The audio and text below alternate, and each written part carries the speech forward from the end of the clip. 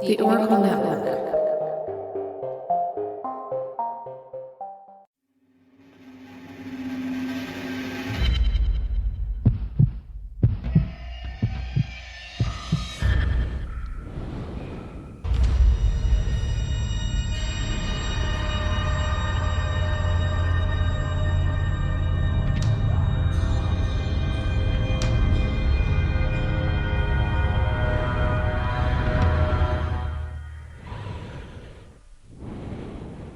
Welcome to Brew Crime. I'm Mike, and my guest today is... Kevin from the Jury Room Podcast. Mike, thanks for having me. My pleasure. Could you tell everyone a little bit about your show?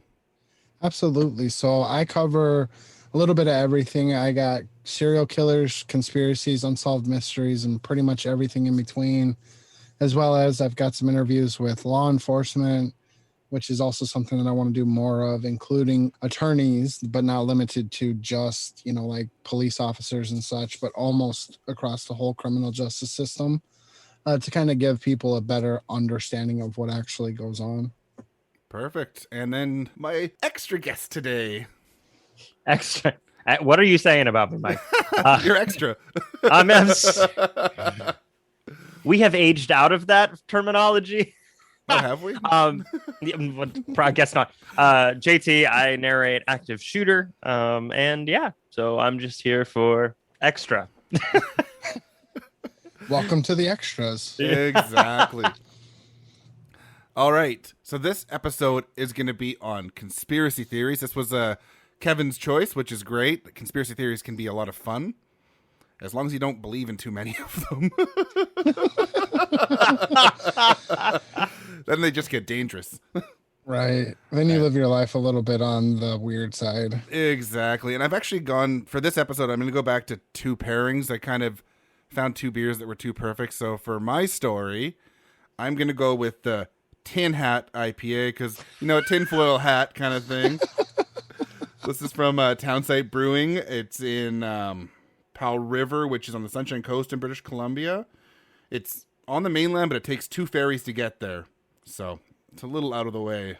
It's a two ferry beer. Yeah. Well, luckily, it takes two ferries in a truck and comes to the liquor store here. It looks good. Yeah, they're a great brewery. The head brewer is actually from Belgium originally, and he makes some really good stuff. And this is a sort of a really dark copper, a nice off-white head. It's got kind of a fruity aroma. You can kind of smell the malts in there, a little bit of resin. It's definitely got that West Coast punch of hops, but it's got that darker malt bill, so it's a little more caramelly than a lot of IPAs these days. Lots of resin and bitterness, tiny bit of fruit. Yeah, it's a really nice West Coast IPA, and it'll keep that tinfoil hat squarely on your head. At least for the first ferry. Yeah, exactly. That second ferry, though, that's a doozy, mother trucker. That's a doozy. Fuck yeah. Oh, shit. All right, well, let me get my tinfoil hat on. I should have made one, damn it. I was like, I forgot my role. I should have brought one. We all learned how to make those freaking well, at least I learned how to make that stupid colonial hat in elementary school. Because there's nothing like remembering, right? Yeah. Oi. Oi, indeed. All right. So I'm going to do a story on the Stargate. Because, of course, the Middle East had a Stargate. And America had to have it. And actually, just so everyone knows, JT actually wrote this script for me. So sweet. All right. Well, this will be fun. Yeah. So it's going to be a much better quality script than I write. That is not. Now, listen, don't set me up to fall, man. Oh, don't no way. Set me up. No, this is great. There are so many events that, upon first glance, seem like cause and effect. One thing happens, causing another, then, you guessed it, another. In 1492, the Spanish defeated the Moors, pushing them out of Spain and back into Africa. Spain needed a quick way to the wealth of India and China, and Columbus promised them he could do it. Columbus ended up missing the Spice Islands and reached North America. Pearl Harbor, December 7th, 1941, launched the United States of America into World War II and the Pacific, and then eventually Europe. Cause and effect. But if there is any part of history that muddles that cause and effect, it's modern United States history between 2001 and, well, now. But before we get there, let's shift a moment to something seemingly silly, but a concept that even the History Channel has embraced, if even in its most simple level, for entertainment and ratings. Conspiracy theories have played a part in history for a very long time. In the 1790s, Jedediah Morse, congressional minister in Charlestown, Massachusetts, drew national attention suggesting that a secret organization called the Bavarian Illuminati was at work to abolish Christianity and overturn the government. Sound familiar? Yep. Conspiracy theories abound these days. Some of the more popular include chemtrails, the New World Order, Area 51, the Illuminati, the Clinton family's connection to assassination, MK Ultra, which a lot of that's become true, actually, and Flat Earth. You can always throw on QAnon there if you want. That one's a scary one. It's way too.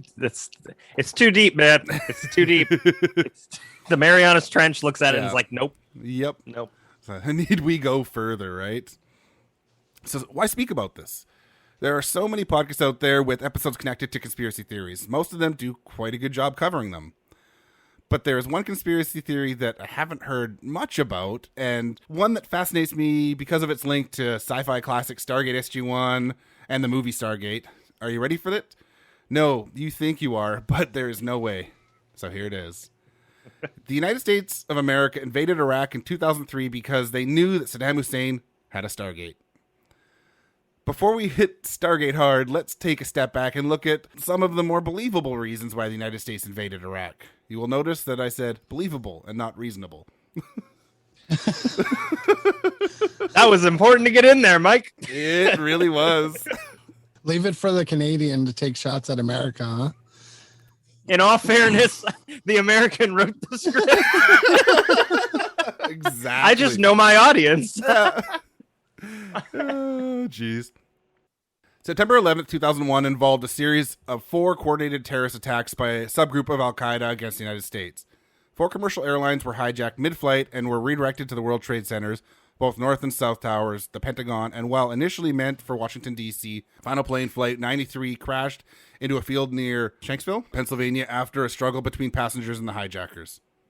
The attacks resulted in 2,977 fatalities, over 25,000 injuries, and at least $10 billion in infrastructure and property damage. And I mean, I still remember where I was when that happened, too.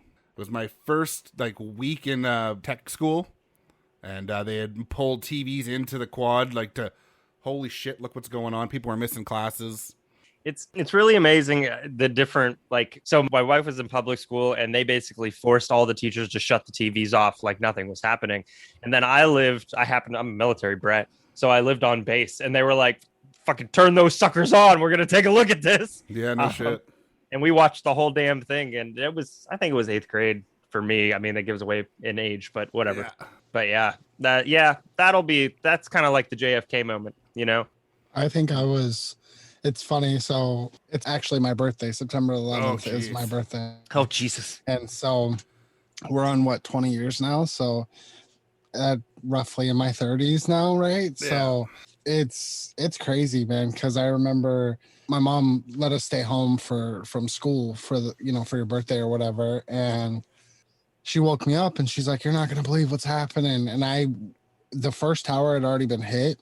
And then as I was sitting there, we're all talking about it or whatever. They're not paying attention to the TV, but I'm watching it. And I seen the second plane come and hit the tower. And I was like, Jesus. Holy shit, dude. It was the day that America stood still for sure. Well, the world, really. Yeah. Really. Yeah. It's the world, but I mean, it's crazy to think what that affected and how many years that affected so many different people. You know what I mean? So it's crazy. My uncle, who's from Sweden, was actually supposed to be at the World Trade Centers that day, but he was sick and couldn't go on his business trip. So, oh shit. Yeah. Well, thank you for being sick, I think. I'm sure he was thankful for being sick. Yeah. Super scary, right? Right. God. Yeah, that whole thing is just devastating. And then I remember, the aftermath and so on, but my hometown where I'm from, they encouraged everybody to come out to the we had a AAA ballpark or whatever. Yep. And it was like so and so, wear red, white, or blue, and they made a big flag and they took a picture from above. Oh yeah. Oh, wow. So that was pretty cool. Yeah. It's one of those things that for like the first, I don't know, month or two, everybody was just like, everybody's together. We're in this together. Right. And then for some reason, it kind of all fell apart. If there was only a way for like not just the US, but the world really to be like in the mode of that kind of psychology, that thought without the actual like event to put them there, you'd think it'd be worth it. But yeah, people tend to forget real fast. Yes, they do. The initial response to the attacks included suspicion of Al-Qaeda, which led to the War on Terror and an invasion of Afghanistan, with the purpose of eliminating the Taliban, who refused to comply with the U.S. demands to kick Al-Qaeda out. So, are your heads throbbing yet, right? Fast forward to 2002, just over a year after the September 11th attacks, American President George Bush is granted the power to launch a military attack in Iraq. Eventually, commencing in 2003 with the invasion of Iraq, the U.S.-led coalition worked to overthrow the authoritarian government of Saddam Hussein. The Bush administration based its reasoning on the claim that Iraq had weapons of mass destruction program. Yeah, quote unquote. Some other claimed that Saddam was allowing Al-Qaeda to stay in Iraq. Some others claim the war was based on oil. Then again, some say it was for human rights or bringing democracy, divine inspiration, the assertion of American status. I think you get the point. Or finishing the job his dad couldn't do. Yeah. I mean, I'm just boom. saying, Yeah. right. Boom. And neither could he, really. No. So there's that. That's the thing. It's just as unstable, if not more unstable now. Right. Whoops. Right. After how many years? How many years have we been in that region now? Yeah, exactly. It's crazy. So, March 20th, 2003, the war begins. There are ongoing stages of what will be a broad and concentrated campaign. The president said that initial efforts to decapitate Iraq's leaders with airstrikes failed, clearing the way for ground invasion. April 9th, 2003, the Iraqi army is quickly overwhelmed due to the coalition forces of the United States, Britain, and others. A statue of Saddam Hussein is pulled down, and although some of the more fervent believers in Saddam fight on, the regime crumbles. May 1st, 2003, President George Bush declares the end of the major operation in Iraq. Nothing. This was literally the worst PR. Like, if you even boil it down to just PR, this was the stupidest idea anybody ever had. Let's get on a ship. Let's put a big mission over in the background. Mission accomplished. And for the next 18 years, it'll be accomplished. Sure. Continually accomplished. Yeah. May 23rd, 2003, the Iraqi army and intelligence services are disbanded. June 22nd, 2003, Saddam Hussein's sons, Uday and Qusay, were killed by U.S. troops during a raid in the northern city of Mosul. December 14th, 2003, thanks to tips from Saddam Hussein's bodyguard and family members, the U.S. troops found Saddam Hussein hiding out in a one-man hole near his boyhood town of Tikrit. And then December 30th, 2006, Saddam Hussein was executed by hanging at an Iraqi military base called Camp Justice. That seems very American.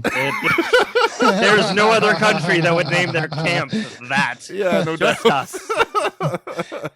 Somebody had a real big Rambo obsession. It could have been Camp Freedom, but Camp Justice. I think Vince Vince McMahon named all of our camps. I think that's what happened.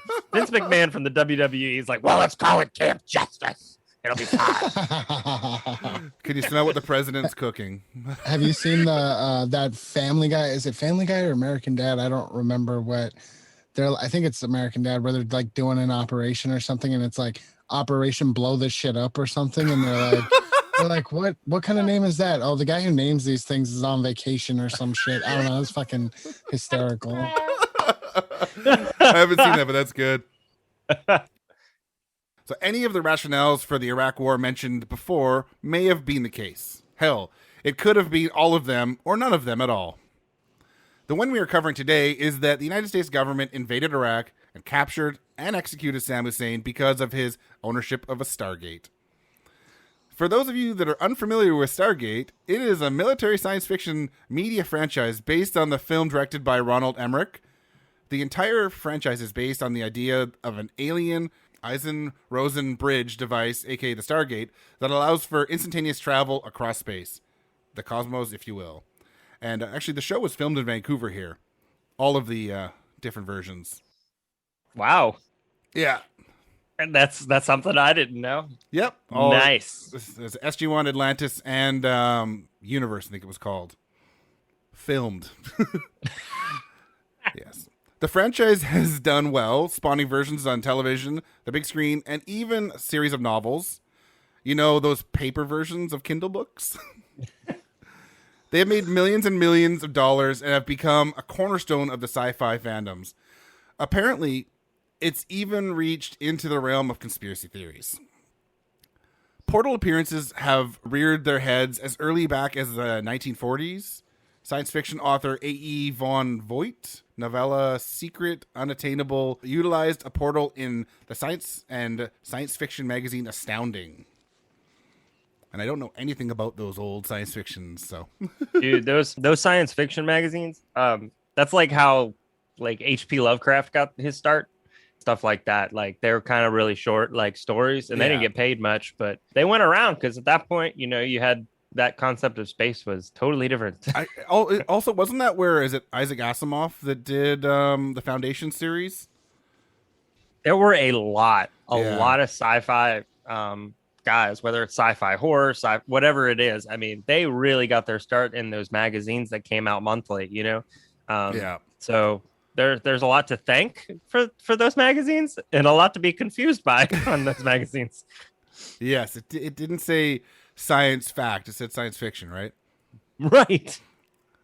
A radio episode of the show Space Patrol aired in which the author spoke of a cycloplex or a hole in space. In the more commonly known 2001: A Space Odyssey, Arthur C. Clarke uses the term Stargate for a large monolith sentinel, TMA-2, which is a classic Stargate portal to another part of the universe. So let's understand what a Stargate is and what it does. The basic concept is that there are two devices in distant positions. When activated, the rings of each become similar to a physical gateway. Much of the inspiration for these devices is drawn from theoretical astrophysics, which deal primarily with black holes and wormholes. Because, of course, you know, those are safe. Fun. Well, things like black holes and wormholes exist in our reality. They are not widely accepted to be transport for a human being, at least not a safe transport anyways. Science, imagine believing science for a moment, has shown that wormholes are most likely created by excessive gravity, which would utterly destroy any potential traveler. Not very practical, in my opinion. Cool, but impractical. Because, yeah, I don't want to show up at another Stargate, you know, just like in a million pieces or tiny little molecule. Did you say another Stargate? So you've been through the Stargate. Oh, of course. Well, no, you know, things go through it. So if it comes at the other end and it's an actual wormhole or an actual like black hole, you'd probably just be a speck at that point. I mean, it always reminds me of like the Wonka camera or whatever that like it turns you into the like puts you in the TV. That's what that always reminded me of. That's a reference that will either hit people in the forehead or go right over. Yeah, no doubt. Or, you know, maybe it just, when you go through a Stargate, it just tears you apart and spits you all over the place. Yeah, well, that's fun. Oh, or it could be like, you know, those like bad transports in Star Trek, you know, where you come back all messed up. your nose is on your ass. That just sounds like that's really unfortunate. Yeah, that would be very unfortunate. All right, hold on to your tinfoil hats. It's time to talk conspiracy. Primarily led by the Australian self-styled expert in extraterrestrial politics, Michael Salla first stated that he believed the United States and its allies invaded the country of Iraq to take control of Hussein's access to alien weapons through its Stargate. Salla is under the firm belief that extraterrestrials from another planet in the solar system, an undiscovered 10th planet, may have been interfering with human politics for some time. I mean, this sounds like X-Files shit. Another great show from Vancouver. What hasn't been filmed in Vancouver? Not much. Yeah, I was gonna say the list is shorter of what hasn't been filmed. It's called Hollywood North for a reason. Yeah. So if that's the case, I've got a bone to pick with them because things are sure fucked up. Couldn't they choose a little better? Or maybe, and this one might piss off some people, and I don't care. Or maybe that's why Trump was put in office. All right, Salah, go on. Mwah, mwah, mwah. It's a cheap shot, but somebody has to take it. Oh, there we go. Love it. Salah says, I think that was a big part of the reason why the Bush administration went into Iraq, to stop Hussein from revealing the information and to also get control themselves. Salah believes the portal is located under one of Iraq's ancient ziggurat temples. Yeah. So, who is Michael Salah? Let's take a quick read of his biography, so you know this is sure to be humble. There's just, like, those guys who have their own websites, etc., like, their bios are the least humble of all bios that I have ever read. Yeah. It's like, I just need to give you one more or 10 more things for you to believe me, because Yeah. I don't really have any reason for you to believe me. And the things you give aren't all that believable either. Nope. So Dr. Michael E. Salah is a pioneer in the development of exopolitics, the political study of the key actors, institutions, and processes associated with extraterrestrial life. His interest in exopolitics evolved out of his investigation of the sources of international conflict and its relationship to an extraterrestrial presence that is not acknowledged to the general public, elected officials, and even senior military officials. Oh, because it's not a thing. Yeah, exactly. I would read more, but the rest of his biography is just a cheap ploy to sell all of his written works. Again, something that happens a lot. Yep. You don't say. Yeah. It was a paragraph of, like, him, and then 4 paragraphs of, this is all the shit I've done. Like, just like book links. And I'm like, okay, all right, that doesn't tell me shit. He founded the Exopolitics Institute. The Institute's website said that it is a non-profit educational organization dedicated to the study, promotion, and support of exopolitics. And I'd also like to say, I doubt it's actually non-profit. Yeah, I don't agree with that one. No. Exopolitics is defined as an interdisciplinary scientific field with its roots in the political sciences that focuses on research, education, and public policy with regards to the actors, institutions, and processes associated with extraterrestrial life, as well as a wide range of implications that entails through public advocacy and newly emerging paradigms. So that's a quote. and I just want to say that this is that whole doublespeak thing that folks like that run these kind of things are really good at. It's like, I'm going to give you this really long ass description so that by the end of it, you forget that I said absolutely nothing during it or in the beginning of it. And you're confused by the end too. Right. Like, and at that point, like, you'd feel real stupid for not understanding it. So you're just like, oh yeah, that was everybody else is clapping. Oh, Yeah, right. yeah. Exactly. And then looking at each other like, shit, what happened there? What the fuck was that? Yeah. It sounded really smart-ish, sort of. There were so many 3-syllable words. Yeah. Can you dumb it down, please? Nope. Yeah. So it seems that this is a hodgepodge of science studying a hodgepodge of topics, which hodgepodge with paradigms, which shift, creating more hodgepodge. Which is so on point. I'm pretty sure this is how Heaven's Gate got started, but I'll give Scylla a pass for now. So let's go back in time for a bit. I know we've kind of been all over the place, but that's on brand because this conspiracy theory and conspiracy theories in general are kind of all over the place.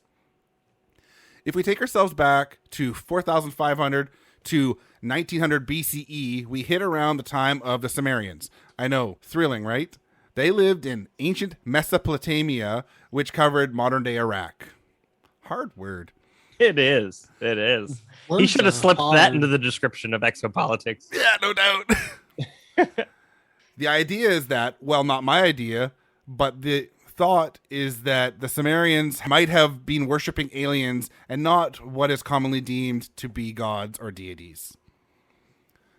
Originally posited by Zechariah Sitchin, he said that the creation of the ancient Sumerian culture to the Anunnaki, which he said were a race of extraterrestrials from a planet beyond Neptune called Nibiru.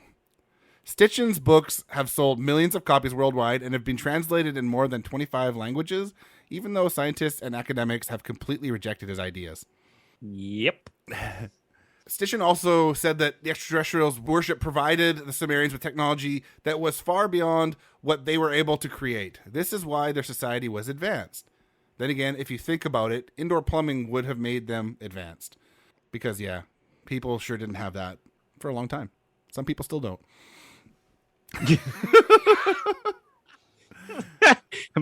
Mike, he's giving us the hard lines today, the hot takes. Let's see. Hold on. There we go. That's the one. I got it. I'll tell you what, if you read a script by me or you hear anything by me, you're gonna use that a lot. Yeah. So from this idea, the Stargate theory was born. Sumerians worshipped aliens. Aliens gifted them technology, including the Stargate. Hussein, according to a History Channel episode of Ancient Aliens, apparently said he was a descendant of those aliens. Thereby, the connection means he had a Stargate. Of course. Right? I said it's a leap. Yeah, it's maybe, just a little bit. A leap in logic. So there are tons of thoughts regarding where the Stargate is. However, it is generally accepted that it's found near a city southeast of Baghdad called Nisaraya. In that city is a huge temple which apparently has a Stargate. At the same time, folks say that there is another Stargate in one of Hussein's palaces. I mean, I don't know. I've watched a lot of Stargate, and I don't think you can have two on one planet in a lot of times, but... That would... Honestly, I'd go with the plot line of Stargate than with this conspiracy theory. I'd actually trust that more so. That's just me, though. But then it was found in Antarctica originally. Or no, it was Egypt. Oh, no, you know what? I am wrong. I think there was one in Antarctica as well in one of the movies. Well, that's just breaking with canon. Son of a bitch. I haven't watched the show in a long time. You're gonna have a bunch of nerds commenting on this episode. Yeah. No, it Honestly, wasn't. It wasn't there. I've never even watched it. I've heard of it, but I've never actually watched the shows. I'm going to have to go down to my storage and get my 10-season box set of Stargate SG-1 and start watching. We're not going to hear from Mike for 2 weeks. Yeah, no doubt. Well, and I think they were long seasons, like 20 whatever episodes or whatever it was back in the day. That was back when TV when they were producing good TV. Yeah, exactly. Yep. Campy, but good TV. Right. Yeah. Apparently, this isn't the first time a country was looking for the Stargate. I guess the Nazis were fighting the British during World War II over the control of the Stargate. Nothing better than fighting a war than using the Stargate to make sure you were back in time for tea. According to some folks, Sandam started doing some updates to the Ziggurat Temple, which worried many. After years and years of working on the temple, Hussein was apparently able to get the Stargate working, or learn something from it. In other words, Hussein broke wind, America caught the wind, America didn't like the smell of it. Remember Michael Sala from earlier? Camp Justice. Yeah, no shit. Camp Justice. Remember Michael Sala from earlier? He said the Bush administration recognized that Hussein had some very, very valuable, relevant information concerning the ancient history of the planet. Either technology or text basically confirm this, and he is going to release this to the general public. Don't they always say that? We're waiting. Yeah. Why hasn't the general public learned about this yet? Well, obviously the government has been keeping it secret, and even when the folks go searching for this information, they find a way to redirect, misinform, or scare people from discovering the truth. In fact, this whole thing could be misinformation. This episode you were listening to could be some serious governmental ploy to change your mind about everything. So what are your takeaways? One, conspiracy theories are, well, just that, theories. Two, Hussein, if he did have a Stargate, he would have used it when he was being invaded and not hide in a one-man hole. Like, I'd be off on Nibiru right now, hiding like shit. Just going like, ha ha ha, Americans! Ha, ha. Yeah, I got I you. don't know why I made him French, but it doesn't matter. It's a conspiracy theory anyway. Three, this whole thing is just government misinformation, and you shouldn't pay attention to this episode. The rest of the episodes, they are straight legit, yo. And that's from JT. Let's close out with a quote from Alan Moore, English writer whose works include Watchmen, Swamp Thing, and Batman the Killing Joke. The main thing that I learned about conspiracy theory is that conspiracy theorists believe in a conspiracy because that is more comforting. The truth of the world is that it is actually chaotic. The truth is that it is not the Illuminati or the Jewish banking conspiracy or the gay alien theory. The truth is far more frightening. Nobody is in control. The world is rudderless. And that's my story. So yeah, there is a Stargate, and we all need it. And I think Canada's going to go there and fight for it now. Canada isn't going to fight for anything. Oh, come on now. We got a good army here. It's just small. I just want to say the Stargate can only take one thing at a time, so your Mounties are shit out of luck because the horses have to stay back. Oh, God. Also, I wrote straight legit, yo, just because I wanted to hear you say it. It was totally selfish of me. Yeah, it's not something I'd ever say usually, but I love it. No, not ever. So the second beer pairing that I've done for your story is from Three Magnets Brewing, which is out of Olympia, Washington. Ooh. And it's called Fallen Prey, because a lot of people fall prey to these conspiracy theories. I couldn't pick which one to use. This is an Imperial Stout. It's a nice light 10.8% alcohol. Only. By the end of this, Mike's going to believe your story. We'll see. I love a good stout. Yeah, I've had this one many times. It's like it's black as night. It's got a nice big fluffy brown head on it. It smells of like chocolate and like brown sugar and treacle, and it's just sweet. I think we need to insure your nose because you're picking up a lot more shit than I've ever picked up. This beer smells like beer. Yeah, no doubt. There's some beers like the one JT's drinking right now that smells like beer. Yeah. PBR. I really sprung for the expensive stuff. Yeah. So yeah, it's lots of chocolate and brown sugar up front. It is roasty in the background. There's a little bit of bitterness, a little bit of earthiness. But yeah, like it's just a big punch of sweetness right up front. But yeah, it's nice and smooth for me. You don't really taste the alcohol at all, which is dangerous. I could never like do like a beer pairing like you do because I would just want to finish it. Hold on. I need one more. Let's just check this one more time. Yeah, no doubt. Well, now I get to just sip it slowly while I hear a story from Kevin, right? Woo! Well, mine's not going to be as funny because apparently I don't have personality like you guys do. But that's no. Mine wouldn't have been as funny either if JT hadn't written the script. He has got a really good humor side. I write and I act like I have no shame because I don't. So. Yeah. All right. So mine, first I want to start off with, what is a conspiracy theory, right? So according to Merriam-Webster, a conspiracy theory is a noun. Plural would be conspiracy theories. Yep. So a definition of a conspiracy theory, a theory that explains an event or a set of circumstances as the result of a secret plot by usually powerful conspirators. Like, example, a few that you said, conspiracies surrounding Kennedy's assassination. You have the birthism conspiracy theory with President Obama. Was he born in America? Oh, right? that one. Yeah. That's right. Because his middle name's Hussein. Right. So he has a Stargate too. Yeah. So my conspiracy theory is Jimmy Hoffa, right? So everybody's heard of him. Everybody's heard of the mafia and the mob. Oh yeah. So what happened to Jimmy Hoffa, right? So, but we're going to go back to the beginning. So Stargate.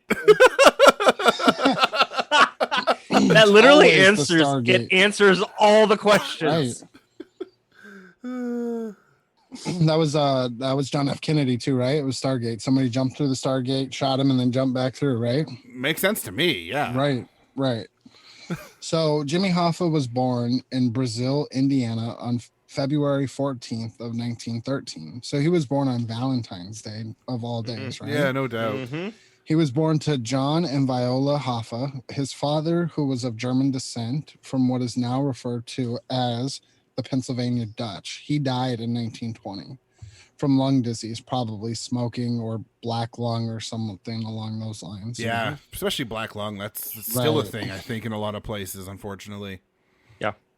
So Hoffa was 7 years old at the time, and his mother was of Irish ancestry. So he's definitely got, that foreign ancestry that, comes from that time period, really, because everybody was immigrating to America, right? Yeah, exactly. And they weren't being treated all that well when they were immigrating over. Absolutely not. Wait, that doesn't sound familiar at all. No, it doesn't. Right, of course not. So the family moved to Detroit in 1924, where Hoffa was raised and lived the rest of his life. Now, Hoffa had to leave school at the age of 14 so he could begin working to help support his family, which is also very common, in that time frame and before that, to where, young boys would have to leave school, especially during this time. Let's see, we're in the 1920s. You got the Great Depression that's coming up. Money was hard to come by back then, right? Oh, yeah. And I mean, back then, especially for working class families, education wasn't as respected as it is now, right? Like now, working class, it's like you try as hard as you can to get, some kind of money so you can go to university and try to move up from your level in life. But back then it was like, no, you go to work now. School's not worth it. Right. And at some point, what is it? Isn't there an education conspiracy too? Public education. Oh yeah, there's lots of conspiracy those. theories for everything, right? Oh yeah. So Hoffa married Josephine Posiak, something like that. Okay. An 18-year-old Detroit laundry worker of Polish heritage in Bowling Green, Ohio. And this was in September of 1936. The couple had met 6 months earlier during a non-unionized laundry worker strike. So he's been around manual labor jobs within unions, non-unions, pretty much his entire life. Right? Yeah. He's worked, I guess what you would call shift work pretty much from the time he started working. Oh, for sure, yeah. Which, again, is very typical for, like, working class people, right? 100%. Yeah. And like, while, and I'm sure I'm going to catch shit for this one, but while I don't think unions have a place now because there's working conditions for certain industries I think need it, but back in the day, like the way it was where unions popped up and went everywhere. Yeah. I don't think it's necessary like it was back then, like people were not treated the way that they are now, where they have the freedoms and the luxuries that we have, that we take for granted really now that they did back then. I don't think your thought on that's going to catch too much shit. Because in all honesty, I think unions would work really well if they moved what they were fighting for along with the times, if that makes sense. Right. Like I don't know. I don't work shift work. Like I feel like I don't really have a place to talk, to be honest with you. So I don't know. Yeah. Mike, in terms of like Canada, do you guys have unions? Do they work the same way as they do in the US? I don't know the unions in the States all that well. There are lots of unions here. I'd say that there's probably more of the population that don't work in unions, but in the trades and stuff, it's highly unionized. All the docks are all union, I think Teamster or whatever. There's tons, like all teachers are unionized. Lots of utilities are unionized. So it is a big thing. And I almost think as we go here, I think unions are going to become more needed again because there's a real drive to take from workers these days and give more to the ultra rich. So I think unions are going to be more required in the next couple of years here if we're not careful, because we're watching things get stripped from people. I think you nailed. I mean, we're seeing more and more, and Kevin, maybe you have too, but I've seen more and more stories about the shit conditions for Amazon workers specifically. Yeah. And there's a lot of stuff that's been coming out about that, like how people are peeing in bottles in order to meet quotas. Yeah. Like that's insane. Well, there's also, I heard a podcast on an issue right now. It's somewhere down in the southeast. I can't remember what state it was, but like this is super Trump state. But they're a bunch of coal workers unionized, and they had hoped that things would get better, and things got worse. Their mine went bankrupt. It was bought out by venture capital. It reopened, but they had to sign new contracts that stripped, it was like something like $4 or $5 an hour from them or something. And they thought that their second contract after that would bring it back, you know, because they would make more profits. That hasn't happened. So they're on strike currently. And there's strike breakers driving vehicles into the crowds and trying to kill them and stuff.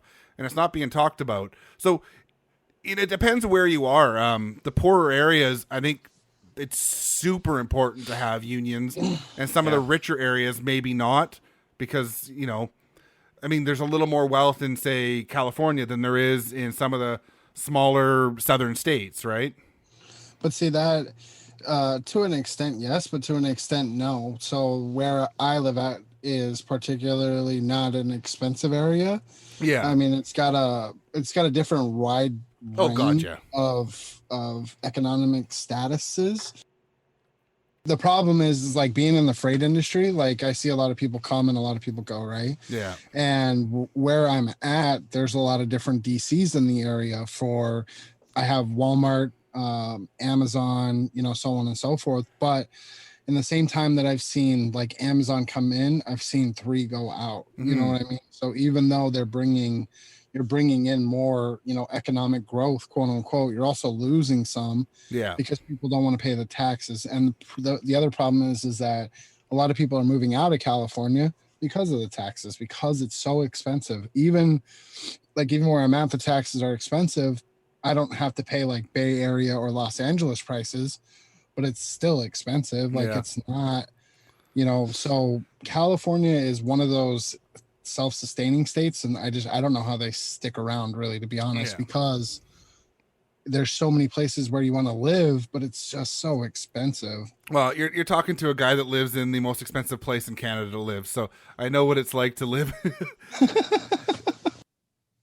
Hoffa began union organizational work at a grassroots level through his job as a teenager with a grocery chain, which I worked at a grocery store many years ago, and they very much had a union, which is still very much alive and well today, right? Same here in Canada. A lot of them have them too, Right, which is probably, that's a union that I probably agree with, because you could see, you know, management taking advantage of their workforce, right? So, which the grocery store paid substandard wages and offered poor working condition with minimal job security, right? Yep. So, like I just said, so the workers were displeased with the situation and tried to organize a union to better their lot, which is right around the same time as the Great Depression, right? So, although he was young, he had courage and his approachability in that role. He rose to a leadership position by 1932 after refusing to work for an abusive shift foreman, right? So, and shortly thereafter, he left that grocery chain, partially due to his union activities. He wanted to be more involved with the Teamsters, more, you know, hands-on with creating the union. So, or I shouldn't say creating, right? But he just wanted to be more hands-on. Yeah, for sure.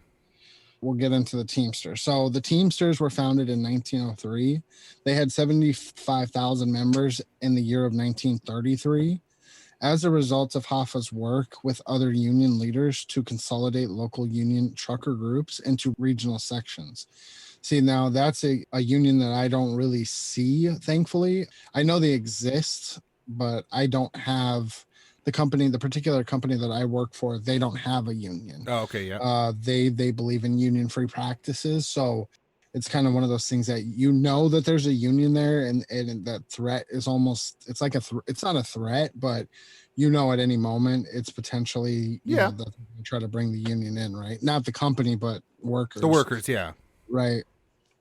It's one of those things the company's just got to make sure that they pay well enough and, make sure the employees are happy, because if they're not, that's when the union comes in.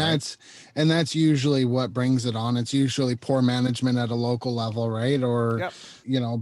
Whatever it is, whatever the case is. And sometimes they're just shitheads, to where they just, no matter how good management is, no matter how good the company is, they just want to do less but get paid more, right? Yeah. It goes both ways for sure. Right. So, which Hoffa ultimately completed over 2 decades with the Teamsters, right? The membership grew by 170,000 members by 1936. And 3 years later, there were 420,000. So Hoffa definitely instrumented a huge growth numbers for the Teamsters, right? So the number grew steadily during World War II and in the post-war boom to top 1 million members by 1951. So the Teamsters were definitely strong through the 50s, through the 30s, you know what I mean? Growing through the 30s into the 50s. They were definitely strong. Mm-hmm. I was just looking, actually, just as an interest. I looked up Teamsters Canada. Right. Represents 120,000 workers up here. That's currently makes sense, right? So the Teamsters organized truck drivers and warehousemen throughout the Midwest and then nationwide, which is something JT brought up with Amazon and different warehouses, where they very much so are in a position to have the union take over, because people are not going to stand for that kind of shit, right? Yeah. So Hoffa played a major role in the union's skillful use of quick strikes, secondary boycotts, and other means of leveraging union strength at one company, then to move on to organize workers, and finally to win contract demands at other companies. That process, which took several years, starting in the early 1930s, eventually brought the Teamsters to a position of being one of the most powerful unions in the United States. Yeah, they're huge. They're everywhere. Everybody's Teamsters, local. You see the bumper stickers everywhere. And like I said before, it's one of those things, it's diminished. It's not like it was. Mm-hmm. But like you said, we're in a climate that if certain companies, i.e. God, Amazon, whatever you want to call it, doesn't watch themselves, they're going to create an environment of a union, very much so. Yeah, it's definitely happening like right now. There's votes all over the globe, I think, with Amazon warehouses. Oh yeah.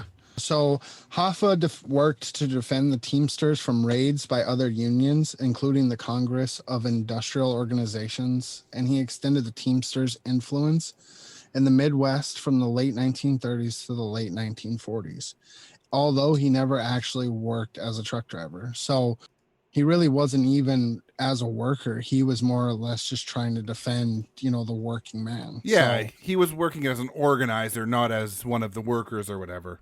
Right. I mean, the leaders of stuff for unions are almost never the people that actually do the work. Right. He became president of his local 299 in December of 1946. He then rose to lead the combined group of the Detroit area locals shortly thereafter. He later advanced to become head of the Michigan Teamsters groups. Meanwhile, Hoffa obtained a deferment from military service in World War II by successfully making a case for his union leadership skills being more value to the nation by keeping freight running smoothly to assist the war effort. So he pretty much dodged World War II and, decided to keep, make the union more important, right? Mm-hmm. Which union? So Hoffa took over the presidency of the Teamsters in 1957 at the convention in Miami Beach, Florida. His predecessor, Beck, had appeared before John L. something led U.S. Select Committee on Improper Activities in Labor of Management Field in March 1957 and took the Fifth Amendment 140 times in response to questions. Beck was under indictment when the IBT convention took place and was convicted and imprisoned in a trial for fraud held in Seattle. Oh. So he has definitely been around a lot of different fraudulent activities for a good portion of his career, right? Oh God, yeah. So He might be known well for that, yeah.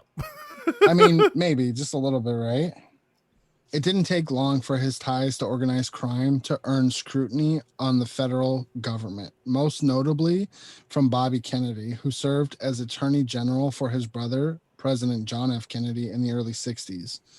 In fact, Bobby Kennedy created a 20 prosecutor team in the Justice Department to get Hoffa on corruption. This ultimately resulted in Hoffa being convicted of fraud for funneling union pension money to mafia-backed projects. He was also convicted of jury tampering. He would only serve 4 years of his 13-year sentence when then President Richard Nixon commuted his term. Of course he did. Of course he did, right? That's what I said too. That's funny. Good old Tricky Dick. He is not a crook. While he was granted his freedom, he was banned from engaging in any union activities until 1980. Right. So he got out of prison in 1971. And then when he got out of prison, the mafia kind of cut ties with him, right? He's a fucking snitch. He went to prison. I mean, that's not a snitch, but that's the way they look at you, right? Oh, no, for sure. I mean, he was lucky he wasn't offed the instant he got out of prison. Oh, right. Well, and the question, right, is that your sentence was commuted. What did you say? Yeah. Right. That's exactly it. You had 13 years, but you only served 4. What did you do? Yeah. What do they know? That's not good behavior. No, and it's not good for Hoffa either. Like, that's not a good look, brother. No. So Hoffa disappeared on July 30th, 1975, not long after getting into a maroon Mercury at the Maucus Red Fox restaurant in Bloomfield Township, Michigan. An FBI report, as reported on by the Chicago Tribune in 1985, claims the meeting was actually a hit cooked up in New Jersey by Teamsters with ties to the mob. They planned to kill him in Detroit out of fear that he would regain power over the Teamsters, according to the memo. Yeah. So pretty much they wanted him to disappear because they did not want him to take the union back over, right? No, they liked what it was at that point. Right.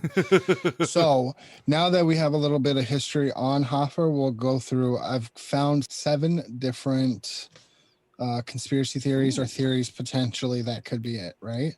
So we have he was burned in an incinerator, right? Okay, so yeah. Tough way to go. A little warm, I feel like it'd be a little hot, right?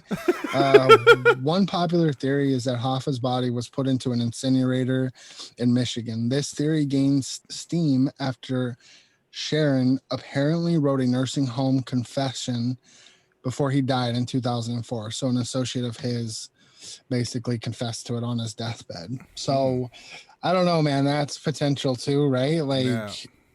That's kind of a trademark of a mob hit is for them to never be seen again. Yeah, right? it's like buried in concrete. It's burned. It's whatever. I mean, it's much better than the concrete shoes in the river because obviously you ain't going to find no shoes. Like,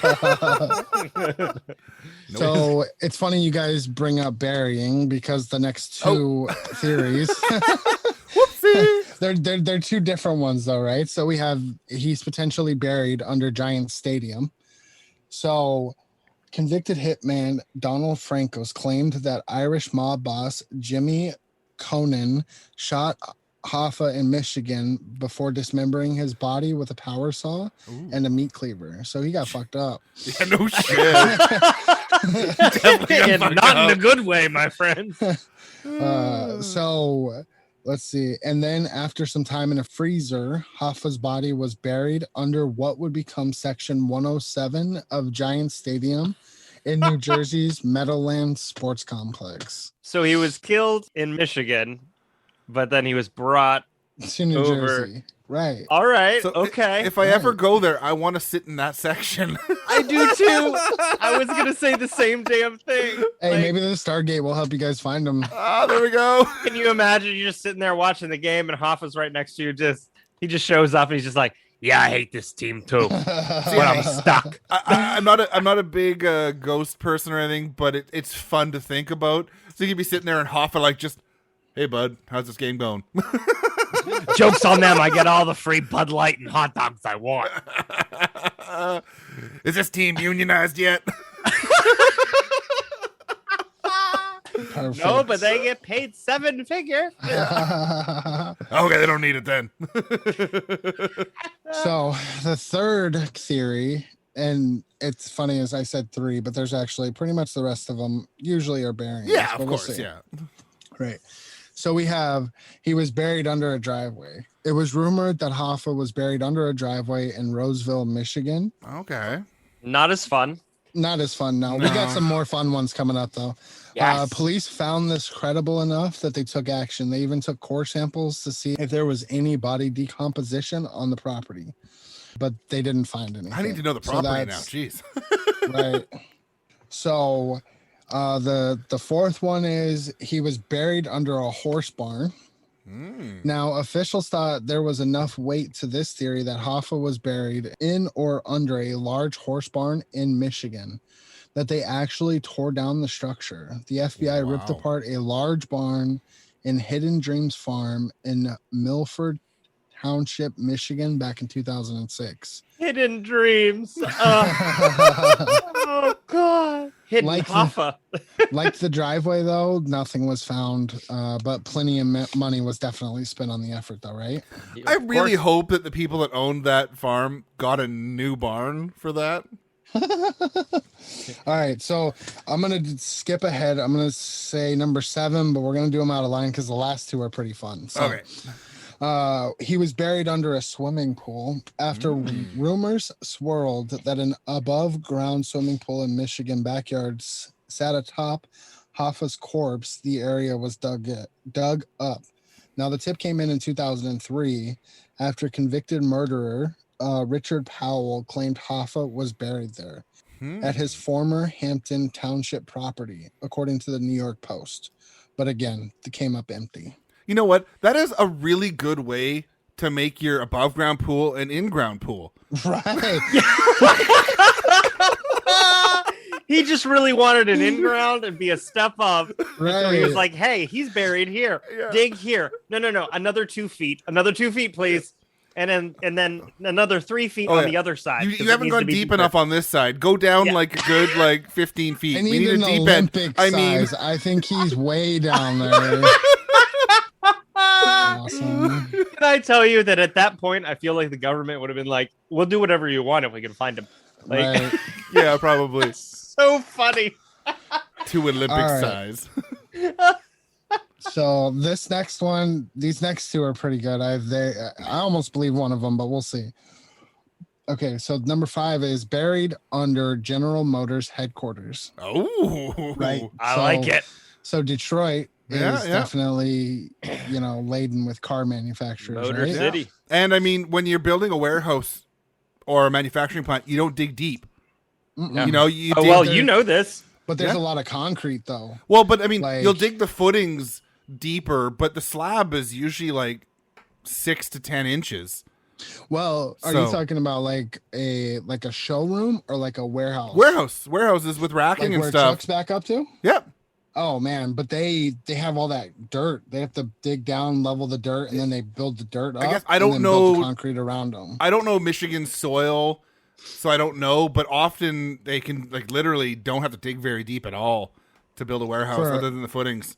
But Right. again, it depends on if you're on like really compacted soil that hasn't been disturbed, or like here glacial till, or if it's on like shitty river soil or whatever. Like depends on what the soil is. Listen, everything in Detroit is disturbed. So Even the soil. And I just lost an entire fan base for you. Sorry. No, because they'd probably agree. Come on now. How much trouble has Detroit had in its history? A lot. Yeah. I mean, Yeah. I feel bad for a lot of people in Detroit because it has been such a bust town so many times. I Yeah, mean, up Kiss and down, calls up it and down. Detroit Rock Like City. a roller but, coaster. Yeah. I think that's part of the problem when anywhere like dives into one thing wholeheartedly and that one thing fails. Oh fuck. You know, Mhm. it's Well, and that's apparently, like the state or at least the city, like put out a call for advertisements, and so there's like actually KFC advertisements on the highway where they painted it. oh jeez. Like that's what I've heard. Now I might be wrong, but that's what I've heard. That there's like KFC advertisements painted on the highways. I have Like to check. on the freeway. Yeah, like on the freeway, like no billboards. Fuck that. Like we're gonna go right to the concrete, motherfucker. Like, Oh my god. that's Can't so afford a funny. billboard. Let's do the road. Right. So I have to check that one. Yeah. No fact checking. This is conspiracy theories. these are Yes, that's mine. That's mine. In well, foil. I mean, speaking of advertisements, you have soccer, their advertisements are on their jerseys. Yep. Hockey, their advertisements come in on the side of their helmets now.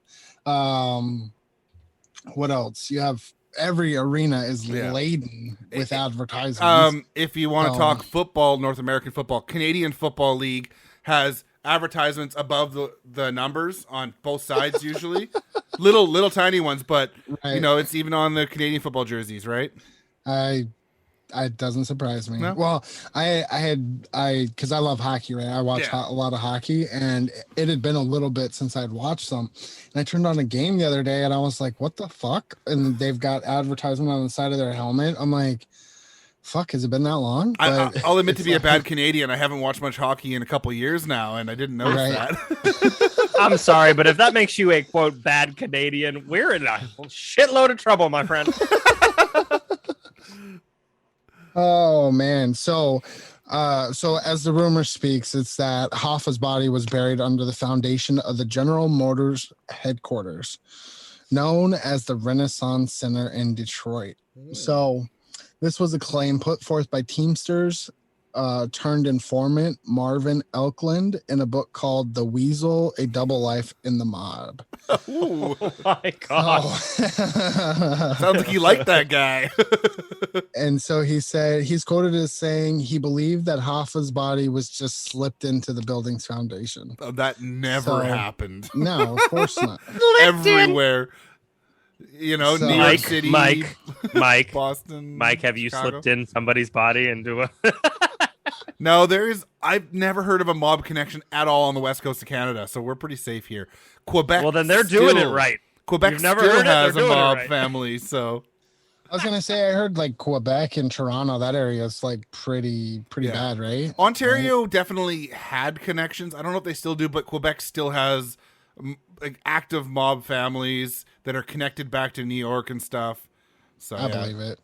The So, construction like, industry in Quebec is still mobbed up. Like, it's still Oh yeah, bad. for sure. So, like, real briefly, like where my dad grew up in Ohio, very big in Italian mafia, right? And so he dated somebody. He was going to pick her up, and he was there a little early, and he went around the back and was walking in, was going to say hello, etc. And he walked in, and he heard a group of guys talking about giving somebody some cement shoes and sending them down the river, right? He never. He left immediately.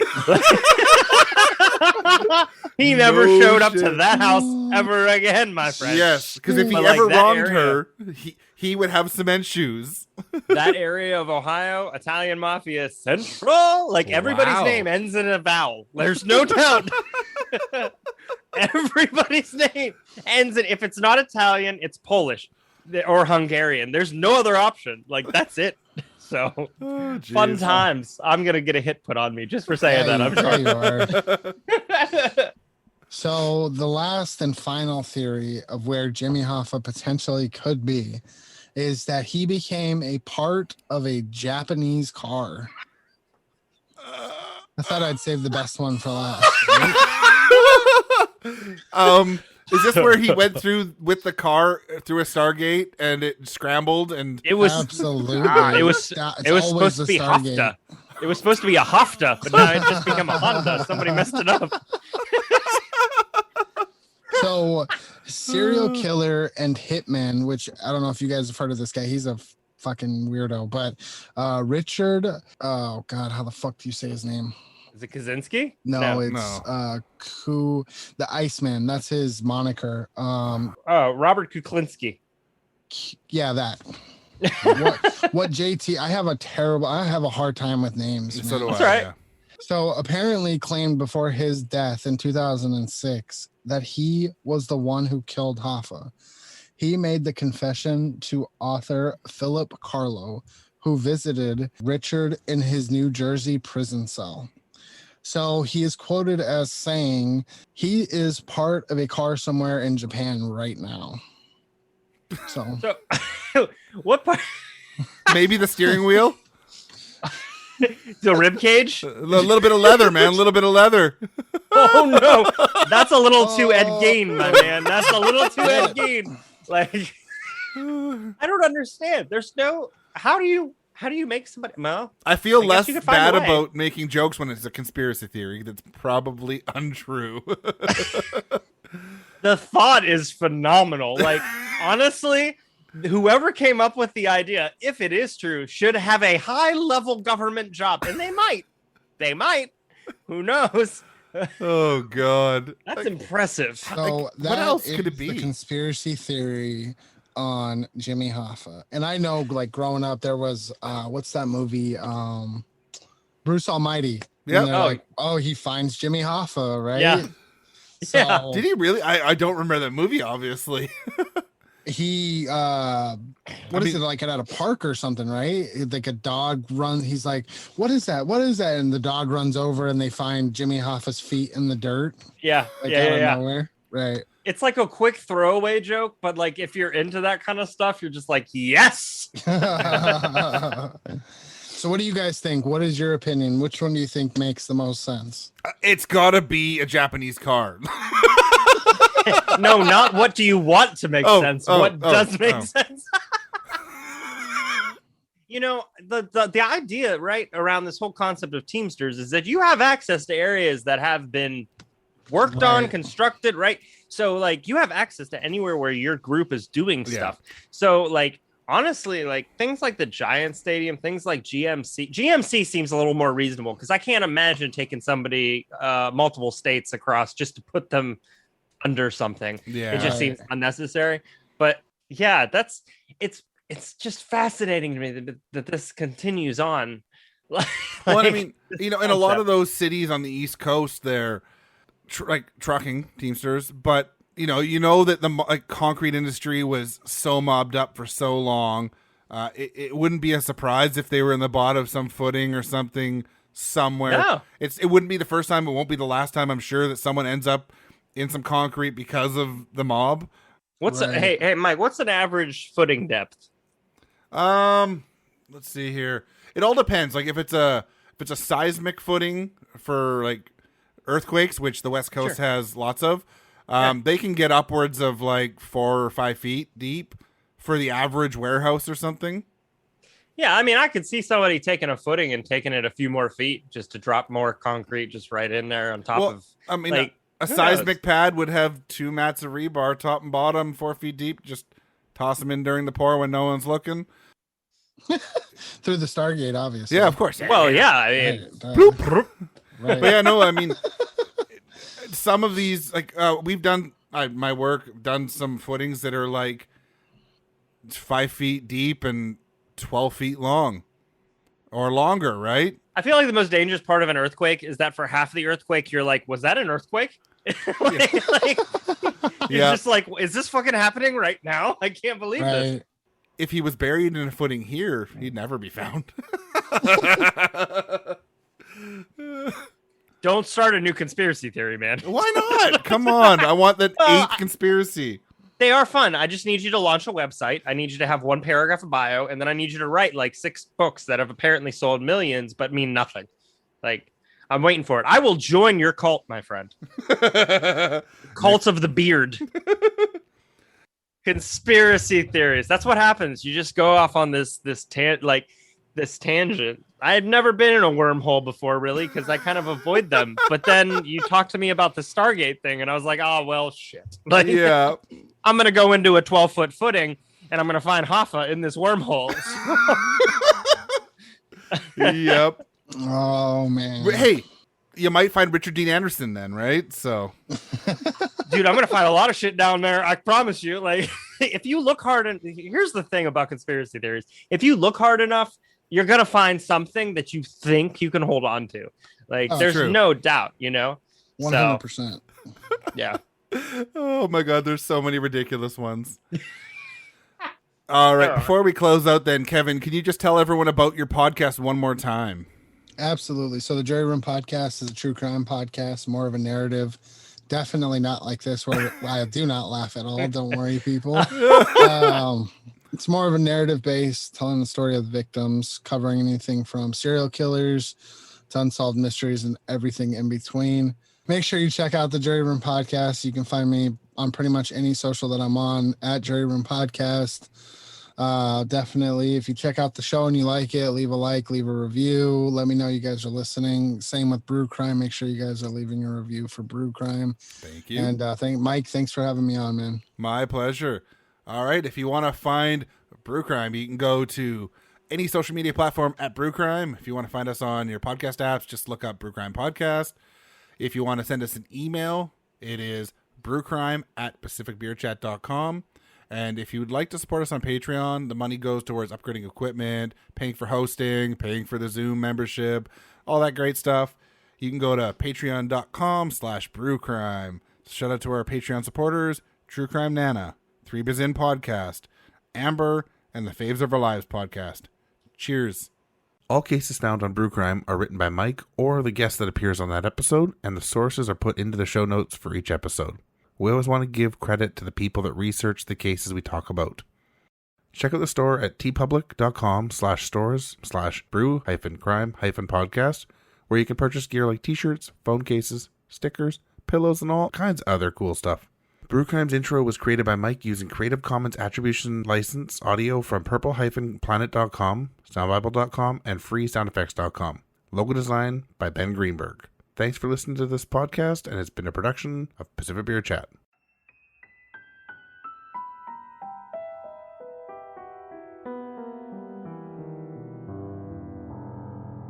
Hi. Welcome to the Jury Room, a true crime podcast.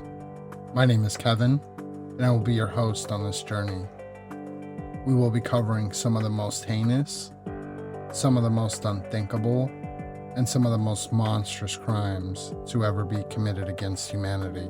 We will be covering cannibalistic serial killers, decades-old unsolved mysteries, cold cases, missing person cases, and everything in between. The Jury Room podcast is available on most major podcasting platforms. Please make sure you go subscribe and leave a review.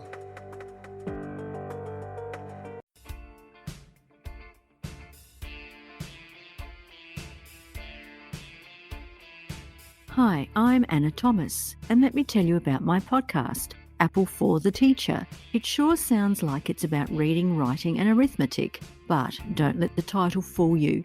I'm a teacher from Australia and tell true crime stories associated with schools, which go far beyond shootings and teacher sexual misconduct. If you're like me, you may feel that you know enough about some high-profile cases, such as Ted Bundy and the Zodiac Killer.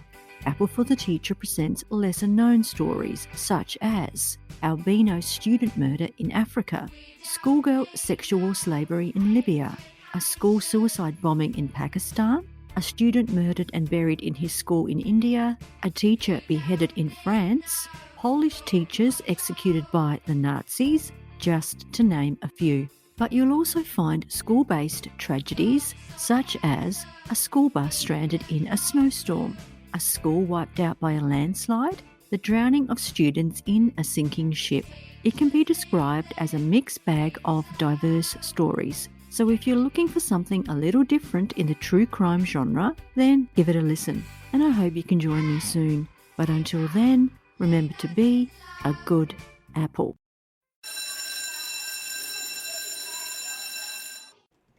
fire up the recorder. All right, and sound is shared. Good. I'm gonna press play. Eternities, but not limit attorneys. I better had than mine. I didn't put two and two together, and I didn't realize you were doing this one. Yeah, no. This Today. is great. In the the final plane. Excuse me. Uday and Kusei, is it? Kusei? Oh yeah, that's why I left those in just for you. Eisenroge, Psychoplet. Willy Wonka. You know the. Oh man, this beer is burpy. That's what it said. That's well. It that's said the just beer is burpy. That's actually more believable than what it probably actually said. They lived in an ancient Mesopotamia, or they lived in ancient Mesopotamia. The idea is that, well, not my idea. This is the. I can read. Sorry, Mike. No, this is all me. Originally, because of that sentence, now I'm like, originally posited by, what is this name? Zachariah Sitchin? Anukai, is that right? Anukai? Yeah. All right, everyone's back from their Stargate trip. Turn my fan back How did on. you know? I didn't want to be the one to tell you. I bought my Stargate from IKEA. It You had to put it Some together assembly yourself? required. yeah, some assembly required. It's a fucking long time. When I turn it on, it sounds like a bunch of tinfoil rubbing up against each other. But Oh God. yeah, You couldn't it gets me figure back out- and forth. You couldn't figure out why there was like extra parts at the end. Yeah, there's a lot that I was just like fuck. Yeah. My kids learned a lot of words that day. A theory that explains an event, because I can't fucking read apparently. It's not just me. Yes. At least you waited till you're like 3 paragraphs in. I'm only at the beginning. No worries. It's usually me. Oh crap. I just lost you for a second. Hello. Shit. Businesses that come in and go out. Hey Kevin, sorry. I heard the problem and then I lost the Okay. connection for a second. Back to the story. Yeah. 3 hours later, let's see. I'm sorry, I took terrible notes apparently. No problem. It all gets edited in the magic of podcasting. It all seems really professional, people don't right? realize that, man. Right? Yeah. None of us are fucking professionals. We just sound sort of professional once it's all finished. Right. So If we were, we'd be getting paid for this. right.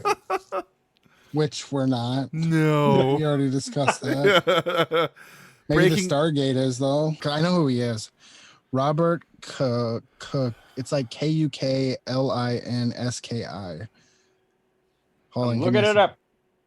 So what JT said, you're just gonna splice that into what I said. Yep. You don't want to sound like this, man. You don't want to sound like this. When is this episode coming out? It's gonna be end of July. Oh, I have no idea what I'm doing there. Yeah, no worries. So make sure you